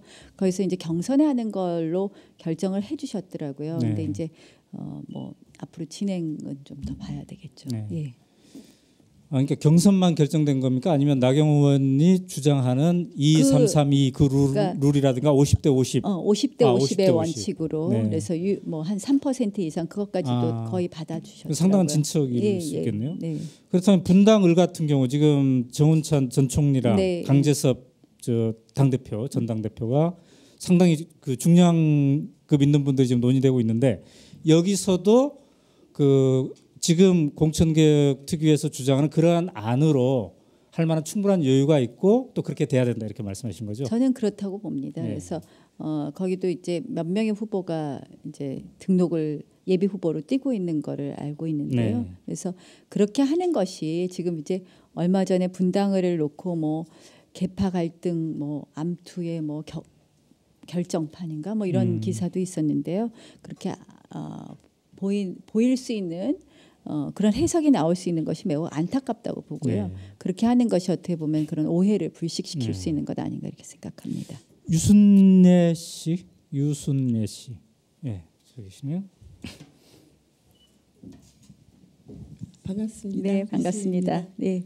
그 나 의원께서는 그 뭐 여러 의원 중에서도 MB하고 그 복심이라고 할 만큼 그 깊은 의중을 교감이 있다고 이렇게 알려져 있는데요. 이번 이런 공천 개혁에 관해서 그 청와대나 MB 측에서는 어떻게 생각하시는지 궁금하네요. 뭐 공천 개혁안을 갖고 구체적으로 이렇게 뭐 토론을 하고 이런 적은 없습니다만 저는 뭐 청와대 쪽에서도 이 큰 원칙에 대해서는 이의가 없지 않나 이렇게 생각하고 있습니다. 네. 근데 지금 질문하시는 분이 MB의 복심이라고 하는데 맞나요? 그건 아닌 것 같아요. 그렇게 알려져 있는데 이렇게 쓰셨어요. 지금 아마 이제 제가 어디에서 소스를 얻었는지 모르지만 그렇게 알려져 있는데 대통령 선거 때 대변인에서 아마 그러시나 본데요. 네. 사실은 뭐 우리 안에 있는 이야기를 하자면 저는 대통령 선거의 경선 때부터 도와드린 우리 그 멤버가 아니기 때문에 네. 어떻게 보면 뭐 친이계 핵심이라고는 분류가 안 된다는 말씀을 드립니다. 네. 네. 조금 쉬어가는 의미에서 이제 우리 일반 국민의 입장에서는 그 나경원 최고위원을 뵐 때 이해창 그 후보가 2007년이죠. 대통령 2002년. 2002년 대통령 선거에 나왔을 때는 항상 이해창 후보랑 같이 이렇게 TV에 나왔고, 그다음에 2007년에는 이제 이명박 후보랑 항상 이렇게 TV에 나왔어요. 두 이씨의 차이점은 뭔가요? 같이 옆에 서 봤으니까. 나이가 다르신데요. 연세도 물론 다르시고. 안경을 쓰시고 안 쓰시고. 예. 두 분 다 참 배울 점이 많으신 부분이 있습니다. 예. 역시 정치적 발언을 하시는 분이. 자, 황시영 선생님. 예, 어디 계시나요? 예, 전략 공천과 국민경선의 그 관계. 예. 전략 아까 말씀하신 대로 국민경선 원칙을 좀 하고 싶은데 그 전략 공천도 배제는 안 한다고 하시잖아요. 그렇다고 하면은 뭐 서울 선거나 아니면 경기도 선거는 되게 중요하잖아요. 그럴 경우에는 거기서는 서로 이제 당에서는 인원을 더 많이 뽑아야 되니까 전략 공천을 하려고 하지 국민경선은 안 하려고 국민경선 원칙은 안 하려고 할 거라고 생각을 들거든요. 아니면 말 그대로 그 힘이 좀 덜 발휘되는 곳에서 거기서는 국민경선을 해도 되지 않겠냐 그런 식으로 나올 것 같은데 이런 그 뭐 그렇다면은 뭐 전략 공천을 그게 뭐 맥시멈을 20% 두겠다고 했는데 그렇다면 너무 많은 퍼센티지를 주는 건 아닌지 그렇게 한다면 그게 굳이 의미가 있을까 하는 생각도 들거든요. 이 부분에 대해서는 정말 논의가 많이 있습니다. 가장 뭐 어떻게 보면 핵심적인 질문을 하셨는데요. 이 전략 공천 지역이 너무 적다. 또 너무 많다. 이 부분에 대한 논란이 제일 많다는 말씀을 드립니다. 우리가 정한 거는 호남, 충청 등 취약 지역을 제외한 지역의 20%. 그러니까 지금 한나라당 의석수 중에서 이제 비례대표 의석수를 제외한 것의 20%니까 한 30석 내외가 됩니다. 그래서 이 부분에 대해서 지나치게 많다는 주장이 김무성 원내대표님 같은 분이 너무 많다. 전략적 좀 줄여야 된다. 여기서 또 자의적인 공천이 있을 수 있다는 주장이시고요. 또 좀 공천개혁에 반대하시는 분들은 이게 너무 적다. 우리가 나중에 좀 그 필요에 따라서는 좀 전략 공천을 많이 해야 되지 않느냐 이런 말씀을 하시는데요. 저는 이걸 없게 하기는 어렵다고 봅니다. 당이 꼭 필요할 때가 있습니다. 그리고 외국의 경우에는 전략 공천을 어떤 개념에서 하냐면요. 우리가 저쪽 정당에 꼭 떨어뜨려야 될 후보가 있는데 미리 공천을 합니다. 전략 공천으로 지역으로 해서. 그러니까 1년 전에 저쪽 정당에 정말 유력한 후보인데 우리가 꼭 떨어뜨려야 되겠다. 그럼 미리 공천을 해서 미리 가서 뛰게 합니다. 이런 것도 전략 공천이라고 하거든요. 그래서 좀 이제 예전에는 전략 공천의 개념이 신청하는 후보 중에서 마땅한 후보가 없을 때가 전략 공천의 개념이었는데 이제 개념도 당의 승리를 위하여 필요한 지역으로 좀 바꾸고 그 대신에 요 범위를 어떻게 할 거냐에 대해서는 조금 더 논란의 여지가 있다 이렇게 봅니다. 네. 전문갑 선생님? 네. 무려 3장이나 적어주셨어요. 근데 그 중에 딱 하나만 짧게 해주시기 바랍니다. 예, 오늘 그 선거 얘기만 하러 오신 것 같은 느낌이 들어요. 공천 개혁에 대해서. 근데 어떤 국민의 편에서 정치를 잘하시려고 전반적인 활동이라고 생각합니다. 근데 제가 그 나이는 좀 긍정적으로 보면 진지하고 말씀 잘하시고 좋은데 부정적으로 보면 굉장히 뻔뻔해 보이는 그런 이미지도 있습니다. 저는 뭐 한나라당도 좋아하지 않고 민주당도 좋아하지 않게 좀 감시하는 국민의 입장에서 보고 싶은데요. 예를 들면 그 뻔뻔함의 그 이미지가 하나 남는 게 있고 과거 그 이명박 대통령 후보 시절에 강원대 동영상에서 주가 빠졌지 않았냐 뭐 없다라고 한 것 때문에 나 의원에 대한 그 이미지가 굉장히 강하게 남아 있습니다. 그뿐만 아니라 그 모든 정치인들이 아까 말씀하셨듯이 대한민국의 걸림돌이 정치인이라고 이야기한 게 모든 정치인에 대한 신뢰가 지금 떨어지고 있는 게 그 뻔뻔함들 때문이라고 생각합니다. 제가 보기에는 뭐 공천 개혁을 좀 잘하시고자 하면 국민들에게 그걸 홍보하고 싶으면 국회의원들 소양 교육이나 좀 어떻게 좀 해보겠다 같이 넣어가지고 그 정도는 해줘야 국민들의 관심을 가지고 정치인들이 제대로 하는 모양이다. 저들은 다른 나라 사람이라 생각이 듭니다. 다른 국회의원들, 다른 나라 국회의원들이 창피하게 느껴지고 국회의원들을 보기에 아까 창피하다고 얘기하셨는데 저희 국민들한테 뭘 잘못하고 뻔뻔한 게 있으면 사과하고 반성하는 자세들에 대한 소양은 있는 정도의 국회의원들을 저희들은 보고 싶습니다. 사람 같은 국회의원을 보고 싶은 마음이거든요. 그런 소양교육 같이 시켜주실 생각이 없는가 생각이 들고요. 하나만 더 하겠습니다. 그 한나라당 보면 제일 아까 뭐 야당 연합 정치를 좀 제가 느끼는 비하하는 느낌이나 목표도 없고 뭣도 없다. 정당의 이미지가 정당에 근본한 건 아니라고 얘기하시는데 한나라당 내에도 친박연대가 있는 것도 정말 웃긴 꼴이거든요. 국민 입장에서 보면 그것도 연합이라고 생각합니다. 어찌 됐든 그 이번에 공천개혁에 친박연대와 같이 한나라당을 하실 건지에 대한 2가지 질문 드리겠습니다. 뭐 국회의원들에 대해서 이제 부정적으로 생각하시는 부분에 대해서는 뭐 그런 부분이 있다면 더 저희가 노력을 해야 되겠죠. 그리고 아까 말씀하신 뭐 예전 대통령 선거 때 일인데요. 그거는 이런 게 있습니다. 대통령께서 말씀하실 때 원래 이렇게 이 말하다가 이렇게 그다음에 또 갑자기 다른 얘기하다 이런 얘기를 많이 하세요. 그래서 제가 그런 부분을 이제 표현한 건데 아마 이제 그게 좀 이제 전달하는 제 방법이 좀 문제가 있었던 거 아닌가 이런 생각을 하고요. 근데 이제 저는 대통령의 이제 언어 습관을 이야기하면서 언어 습관이 그랬기 때문에 이제 아마 그 말도 잘 보면 이제 이 말 하다가 또 이렇게 뚝 띄어서 하다 보니까 그렇게 된 거 아니냐 이런 말씀을 드린 거였고요. 아까 말씀하신 그 이제 친박연대 얘기하셨는데, 그러니까 저희가 지금 그러니까 미래희망연대하고 이제 합당하고 뭐 이런 게 있는데요. 저는 당내 뭐 이런 거는 저희는 사실은 가치와 이념을 공유하기 때문에 야권 연합하고는 좀 다르다고 봅니다. 그러니까 민노당이나 민주당이나 또는 진보신당이나 이렇게 그 당의 이념이나 가치가 지금 같이 맞지 않는 부분이 있습니다. 대북 정책이나 이런 부분도 상당히 차이가 있고요, 민노당하고. 그래서 또 이렇게 표방하는 부분이 다르기 때문에 그래서 저희가 뭐 미래희망연대하고 지금 합당을 하고 이런 부분은 이렇게 뭐 연합하고는 다르다. 그리고 가치가 그러니까 야권도 저는 합당을 한다면 그건 괜찮다고 생각을 합니다. 아예 합당을 하는 페이퍼 정당이 아니라 합당을 한다. 그러면 그들끼리 어떻게 보면 공통된 가치와 이념을 뽑아내서 합당을 한다면 그거는 당당하다고 봅니다. 근데 그게 아니라 단순히 표를 위해서 우리는 뭐 중도 서민을 표방하고 우리는 노동자를 위한 정당이고 뭐 이렇게 다 다른데 그걸 갖다가 같이 연합하거나 페이퍼로만 그러니까 가설 정당을 하는 것은 당당하지 못했다는 이야기입니다. 예. 그러니까 네. 저는 그러니까 우리는 그러니까 그 부분에 있어서 가치와 이념을 공유하기 때문에 합당이 가능하고 합당할 수 있다는 말씀을 드립니다. 네. 자, 지금 뭐 오늘 굉장히 질문이가 많이 들어왔어요. 원래 좀 오늘 일정이 너무 많으셔가지고 또 독감도 지금 걸린 상태여서 짧게 하려고 그러는데 여러분들이 너무 많이 지금 질문을 주셨는데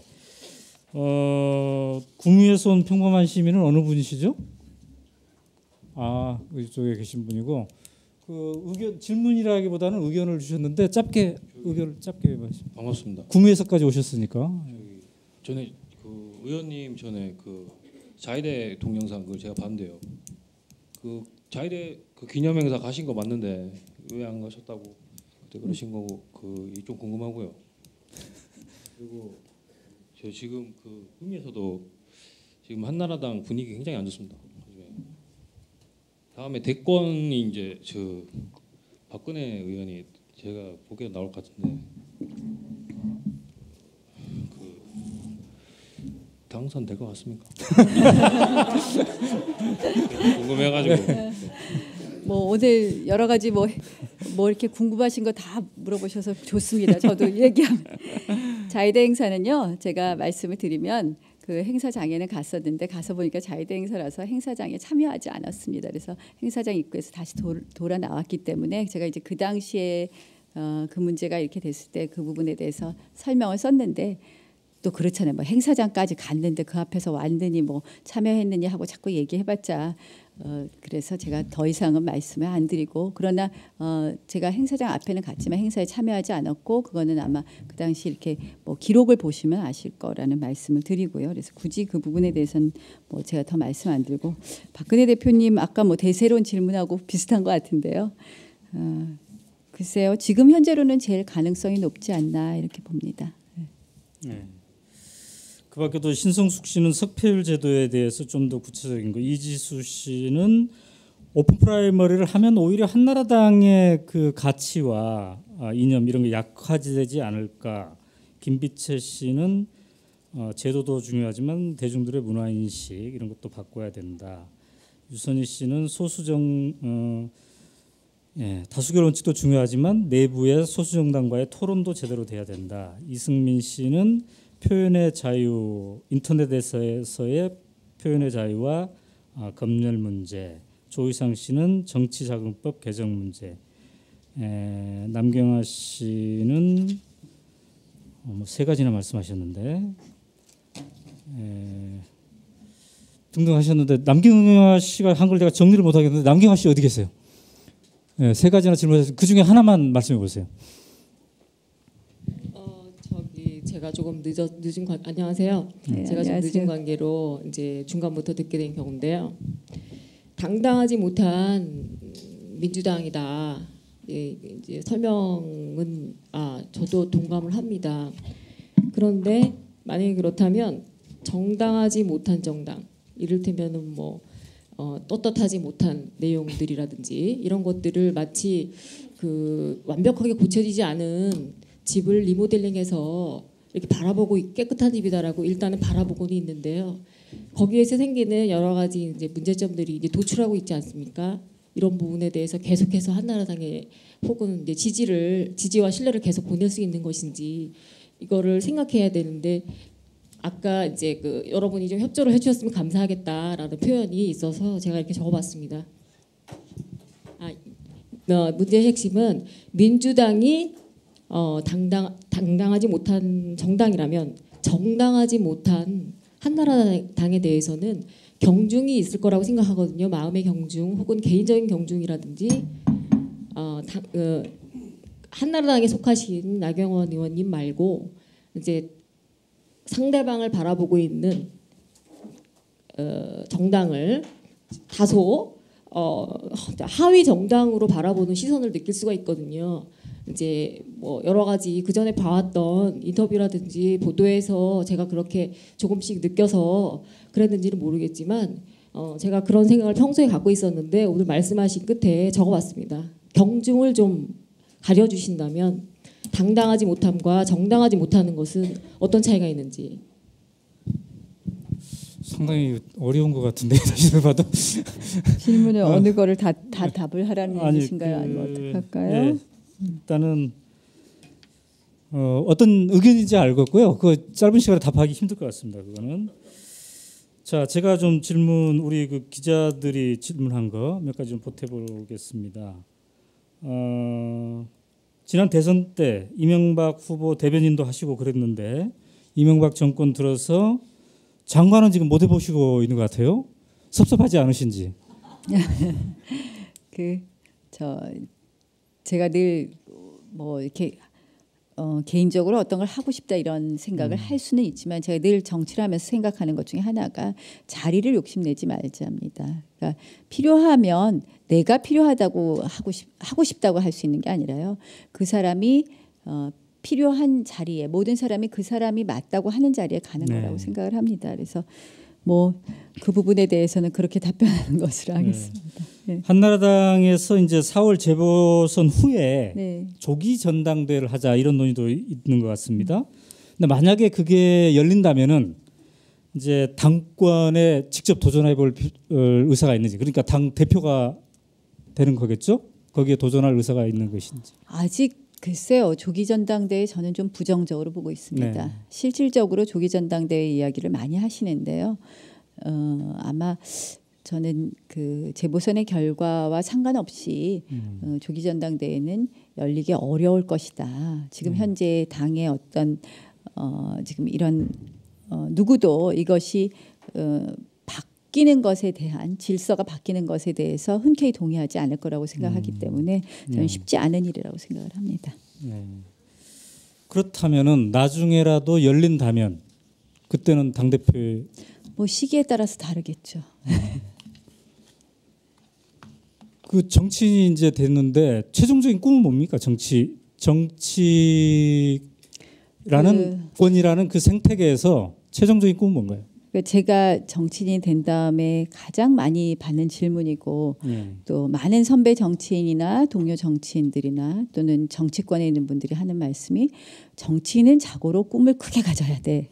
최고를 목표로 해야 돼. 이런 이야기들을 많이 하십니다. 근데 제가 정말 정치 시작한 다음에 제가 시작한 다음에 하는 기도의 제목은 딱 한 가지입니다. 정치를 그만둘 때 자발적으로 그만두게 해달라. 그다음 두 번째, 그만두는 모양이 아름답게 해달라는 게 제 정치 시작한 다음에 기도의 제목입니다.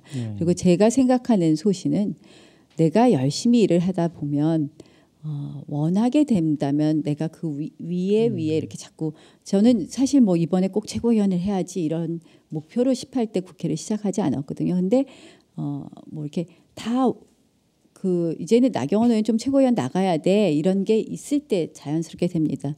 제가 서울시장 경선하고 작년 전당대회하고 비교하면요. 서울시장 경선 제가 떨어지는 경선이었잖아요. 아무리 열심히 해도 너무 어렵더라고요. 근데 되는 선거는 별로 안 해도 저절로 되더라고요. 그러니까 그거 뭐냐 이렇게 자기가 욕심낸다고 되는 것이 아니라요. 모든 사람들이 그 사람이 필요하다고 할 때 되는 것 같습니다. 그래서 그러니까 뭐 늘 그렇게 말하라고 하는데 저는 사실은 정말 제 진심은 늘 그렇게 기도하고 있습니다. 자, 이제 거의 10년째 정치를 하고 계신 분으로서 이건 이제 저 개인적인 질문인데요. 조국 교수랑 제가 진보집권 플랜을 쓰지 않았습니까? 그래서 저는 개인적으로 조국 교수한테 당신은 좀 정치를 해봤으면 좋겠다 이런 의사를 얘기했는데 학교 다닐 때부터 조국 교수를 본 사람의 입장에서 조국 교수가 정치를 할 것 같습니까? 어떻습니까? 굉장히 어려운 질문인데요. 근데 글쎄요, 굉장히 사실은 뭐 거의 정치를 하는 것처럼 보이는 부분이 있죠. 조국 교수의 경우에는 또 많은 분들이 또 이미 정치하고 있다. 조국 교수를 좋아하는 분들도 많고 또 하면 잘할 것 같아요. 굉장히 열정적이고 하기 때문에 그래서 또 어떤 역시 무슨 일이든지 열정을 가진 사람이 하는 건 굉장히 중요하다고 생각을 합니다. 네. 개인적으로는 그럼 권할 겁니까? 아니면 하지 말라고 말릴 겁니까? 그 진보의 아이콘이라 그러는데 괜히 너무 강력한 거 저도 등장하면 너무 강력할 것 같다고요? 또 우리 한나라당에 좀 도움이 안 될 것 같은데요. 조국 교수는 그 책에서 네. 진보의 고속도로를 놓기 위해서는 5년만 집권해야 될 게 아니라 한 10년 내지 15년을 집권해야 될 것 같다 이렇게 말씀하셨어요. 그러니까 이제 한나라당이 지금 5년 차로 지금 이제 집권을 하고 있지 않습니까? 근데 지금 어떤 심경입니까? 우리가 한나라당이 진짜 이 한나라당 판으로 이 질서를 재편하기 위해서는 5년 가지고 너무 짧다. 10년, 15년 해야 되는 게 아닌가 이렇게 생각하고 계시나요? 뭐 10년, 15년 그런 이야기가 아니라 이제 어떻게 보면 민주주의 국가니까 이게 뭐 정권 교체가 이렇게 자연스럽고 이렇게 하는 것이 저는 필요는 한데 사실 5년 단임제의 폐해는 분명히 있는 것 같습니다. 네. 실질적으로 그래서 저는 지금 이 시기에 개헌의 논의에는 상당히 반대를 하지만 이게 5년 단임제를 하다 보니까 처음에 들어와서 특히 이제 이렇게 정권이 교체됐을 때는 뭐 이 미국과 달리 미국은 어떻게 보면 정치적인 자리로 온 자리들은 다 같이 물러나서 뭐 몇천 자리가 다 바뀐다 그러잖아요. 정권 교체가 되면. 근데 우리는 그렇지 않단 말이에요. 그러다 보니까 대통령의 국정 철학이 이렇게 실현되는데 상당히 시간이 걸리고 그래서 실현될 만하면 이제 벌써 집권 후반기다, 레임덕이다 이런 이야기가 나옵니다. 그래서 사실은 뭐 4년 중임제로 간다든지 아니면 또 여러 가지 다른 형태의 권력 구조에 대해서 좀 우리가 논의는 해야 될 텐데요. 지금 이제 저는 지금 이 시기에는 반대하고요. 그런 의미에서는 좀 지금 현재 이런 형식의 것은 조금 문제가 있지 않나 이렇게 생각을 합니다. 네. 아까 말씀하시면서 박근혜 대세론에 대해서 말씀하시면서 아직 시간이 많이 있기 때문에 당에서도 당 나름대로 준비를 해야 된다 이런 표현을 하셨는데 그 어떤 의미이신가요? 그러니까 저는 후보가 해야 될 일과 당이 해야 될 일은 다르다고 생각을 합니다. 그러니까 후보는 후보대로 본인의 어떤 역량을 보여주고 본인의 그 어떤 장점을 살려가는 그런 노력이 필요하지만 당은 당대로 후보만 기댈 것이 아니라 우리 한나라당은 과연 어떤 비전을 가지고 있습니다. 한나라당은 무엇을 할 것입니다. 이런 부분에 대한 끊임없는 노력이 필요하다고 생각을 합니다. 그래서 저는 그런 부분에 있어서 저희가 당은 당대로 준비해야 된다는 이야기입니다. 네.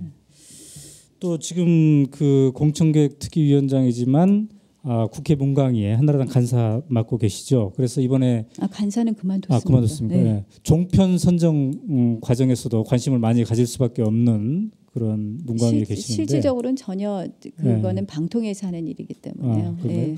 그렇다면 개인적인 소견으로 이번에 종편이 무려 이제 4개 연합까지 하면 이렇게 돼 있는데 어떻습니까? 너무 많다고들 그러는데 그렇게 보십니까? 어떻습니까? 실질적으로는 좀 많다는 생각이 들고요. 네. 어떻게 보면은 시장에 맡겨서 뭐 각자 살아날 사람 살아나라 뭐 이런 결정이었던 것 같은데요. 네. 좀 뭐 저는 사실은 조금 추려서 선정을 하는 게 맞지 않았을까 이런 생각을 하기도 합니다. 근데 이제 지금 중요한 거는 뭐 종편이 살아남고 안 살아남고의 문제가 아니라 모든 매체들의 어떤 이제는 그 사실 매체들마다 다 어렵다고들 많이 그러는데요. 이제는 좀 이 매체 이렇게 굉장히 환경이 바뀌고 있기 때문에 거기에 맞는 또 다른 좀 제도나 이런 부분을 빨리빨리 정비해줘야 되는 건 아닌가 이런 생각합니다. 그런데 지금 이제 관심사 중에 하나는 종편으로 선정된 그 언론사에서 이게 종편이 안착을 하기 위해서는 추가적인 조치가 필요하다. 예를 들면 채널을 좋은 채널로 배정을 해야 된다든가 아니면 광고 규제, 뭐 중간 광고라든가 이런 거겠죠. 이러한 요구들이 끊임없이 있는데 이 여권의 그 관련 소위에 국회의원으로서는 어떤 생각을 가지고 있습니까? 그런 거에 대해서. 글쎄 뭐 뭐 채널 배정이라든지 이런 부분은 사실은 이제 그런 부분이 대부분 이제 방통위 소관이거든요. 네. 그래서 사실 그 부분에 대해서는 뭐 꼭 그걸 보장해줘야 된다 이렇게 생각은 하지 않고요. 네. 이제 종편도 어떻게 보면은 일단은 자신들 스스로 살아나갈 자생력을 가져야 되겠죠. 4개나 되는데 어디다 좋은 채널을 배정하겠습니까? 아마 그 안에서도 또 여러 가지 문제가 있을 것 같습니다. 자, 이제 마지막 시간으로 다가서고 있는데요. 아까 제가 질문한 것에 대해서 답을 명확히 안 주셨는데 그 공천개혁특위위원장으로서 전권을 가지고 있다면 한나라당 현역 중에 몇 % 정도는 잘랐으면 좋겠다 이런 개인적인으로 좀 말씀해 주시면. 아까 답했는데요. 한 30% 정도 됩니까? 자, 아까 제가 몇 분 질문한 분 이렇게 거론했잖아요. 근데 너무 그 비슷한 것도 많고 또 설명하기 복잡하실 것 같아서 이렇게 패스했는데요. 그 중에서 나는 꼭 질문해야 된다 하신 분 손 들어주세요. 예, 아까 어떤 질문 하셨죠? 짧게 좀 질문해 주세요. 직접 질문해 주세요. 그러면. 사장님께서 말씀을 좀 일부분 하셨는데요. 제가 나이 먹은 사람으로서 현세를 살아가면서 현 정치하고 좀 너무나 좀 괴리되는 것이 있어가지고요. 왜냐하면 아까 개헌 문제 좀 아까 잠깐 말씀하셨는데요. 실제 지금 현재 우리나라가 살아가는 이 서민들이 살아가는 것이 상당히 어렵거든요. 진짜 호우지책에 허덕이는 이 판국에 집권당인 한나라당에서는 많이 개헌을 한다고 떠들으니까 이게 국민들한테 제가 보기에는 반발을 하는 것 같습니다. 예? 그러면 첫째 우리 청년 실업 문제를 상당히 좀 청년 실업 문제하고 노인 생계 문제 이것을 좀 당에서 좀 적극적으로 해야 되는데 모든 기관장들 이렇게 보면요 무슨 뭐 일거리 창출 그 말만 떠들지 실제 일거리 창출되는 걸 우리 국민은 느끼지 못합니다. 그러고 한 달에 노인들한테 20만 원 주면서 그것도 일거리 창출하고 통계상에 취업했다고 올라가고 그러한 일은 좀 하지 말았으면 좋겠다. 실질적으로 일거리 창출되는 것도 없고 청년 실업 되는 것 구제되는 것도 없는데 그냥 찰들은 그냥 선전을 하니까 그런 데 대해서 상당히 좀 우라가 심입니다. 그래서 이거에 대해서 나경원 의원님은 지금 중구에 내 친구들이 많이 살아요. 좀 얘기를 많이 듣고 있습니다. 이런 게 대해서 한번 말씀을 어떻게 하실 건지 좀 얘기 좀 해주시기 바랍니다. 네, 예. 감사합니다. 자, 그다음에 잠깐만요. 이 박상배 씨는 어디 계세요? 박상배 씨. 또 질문에 막판에 했는데 그 뭐 비슷한 성토 비슷한 질문이니까요. 같이 해서 같이 들으는 게 더 낫겠네요. 우리 나이 드신 분. 참 여당의 지금 책임자 중에 한 분을 뵙게 되니까 반갑기도 하고 할 말도 많습니다. 간단히 말씀드리겠습니다. 이 정부 우리 명칭이 말이죠. 이것은 일종의 그 국정 지향을 함의하는 그런 거라고 저는 보거든요. 근데 그 동안에 그 1992년 이후 민주화 이전에는 공화당 정부라고 했지 않습니까? 제3, 제2, 제4공화국. 근데 김영삼 정부 때부터 문민 정부라고 했고 그 뒤에 김대중 대통령 때는 국민의 정부라고 했고 그리고 또 노무현 대통령 때는 참여정부라고 했습니다.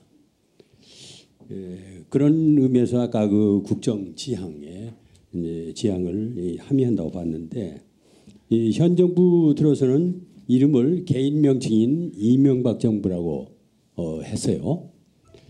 그래서 이 정부 명칭을 제가 생각할 때는 개인명 이름으로 한다고 하는 것은 좀 아까 그 앞에 전제하는 거하고 맞지가 않는 것 같은데 어떻게 이렇게 결정이 되는 절차가 어떻게 되는 것인가 공식적으로 결정이 되는 것이 두 번째는 이명박 정부 들어서 중요 국책을 국민 여론을 불문하고 사실상 이명박 대통령 자의대로 이끌고 있다고 하는 이런 여론이 있습니다. 한나라당 내에서도 그런 그 불평이라든지 그런 그 잡음이 없지 않는 것으로 듣고 있습니다. 근데 이에 대해서 그 이명박 개인정부라는 평도 있는데 그 지금 뭐 나의원님께서는 여기에 대해서 어떻게 생각하시는지 그걸 좀 여쭙고 싶습니다. 네. 이상입니다. 지금 두 분의 마지막 질문을 이렇게 합쳐서 답해 주시고 마무리 발언도 같이 해주시면 되겠습니다. 네. 첫 번째 질문하신 우리 선생님, 제가 아까 조남을 들었죠. 예, 조 선생님. 뭐 죄송하다는 말씀드립니다. 저도 개헌 논의하는 것에 대해서 그런 의미에서 상당히 반대했었고 정말 국민들께서 어떻게 느끼시겠냐 이런 말씀을 드렸습니다. 제가 사실은 이제 지역구 국회의원으로서 한 일주일에 2번 정도는 지역구의 문상을 꼭 갑니다. 근데 이제 지난주에 문상을 갔더니 어떤 분이 저보고 너무 물가가 비싸다. 10,000원짜리 하나 가지고 가면 계란 한 판하고 우유 하나 사면 끝이다. 이런 말씀하시는데 제가 정말 죄송하다는 생각이 들더라고요. 그래서 이제 뭐 그날은 뭐 학원비 말씀도 하시고 참 하셨는데요. 참 이 청년 실업 문제 또 노인들에게 어떤 일자리를 준다든지 이제는 정말 우리가 100세 노인 시대 말씀은 드리는데 참 어렵습니다. 그래서 사실 20만 원짜리 일자리 지금 올해 저희가 일자리 예산을 그나마 상당 부분 확보해서 제가 전체 국가적으로는 지금 기억이 안 나는데 노인 일자리 예산을 확보해서 그게 지금 다 기초단체까지 내려가서 20만 원 일자리가 다 생기긴 했는데요.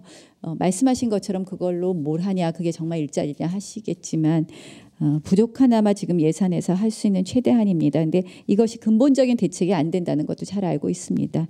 사실 이제 100세 노인 시대에 맞아서 정말 노인의 가장 어려운 것 중에 하나가 역시 빈곤의 문제입니다. 그래서 이 부분에 대해서는 좀 근본적인 대책을 이제 하나씩 마련해 가야 된다고 생각을 하고요. 그래서 어떻게 보면 지금 이제 제가 오늘 뭐 복지 담론 얘기할 거는 시간이 없어서 말씀은 못 드렸지만 이제 복지의 수요는 늘어날 수밖에 없기 때문에 이 수요에 맞는 결국 예산을 어떻게 쓸 것이냐 우리가 그 부분에 대해서는 좀 근본적인 검토가 있어야 된다는 말씀을 드리고요.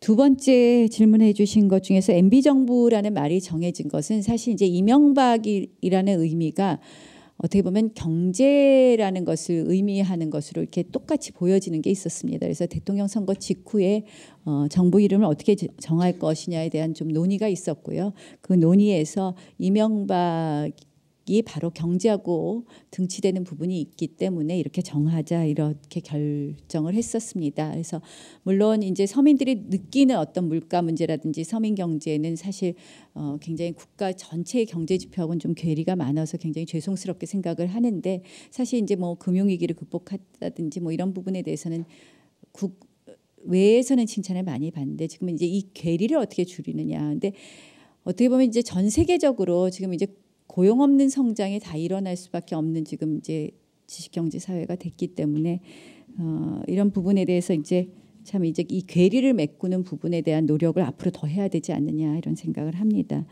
두 번째 소통이 없다 밀어붙이기식이다 이렇게 말씀하시는 부분 뭐 충분히 공감하는 부분이 있습니다. 그건 아마 대통령의 스타일 자체가 효율을 중시하다 보니까 그런 결과가 또 많이 오지 않았나 이렇게 생각을 합니다. 그래서 뭐 대통령 3년 평가에서 많은 언론이나 이런 데서도 지적을 했지만 남은 것은 저는 좀 대통령께서 이제는 정치를 해야 된다고 생각을 합니다. 그러니까 너무 효율 위주로 가다 보니까 뭐 듣고 이렇게 하는 것보다는 맞다고 생각하는 것을 그대로 갔던 그런 게 좀 국민들에게 아쉬움을 줬던 부분이 있었던 것 같고요. 그래서 아마 좀 더 이렇게 정치에 좀 대통령께서 좀 치중하셔야 되는 것 아닌가 그런 생각해 봅니다.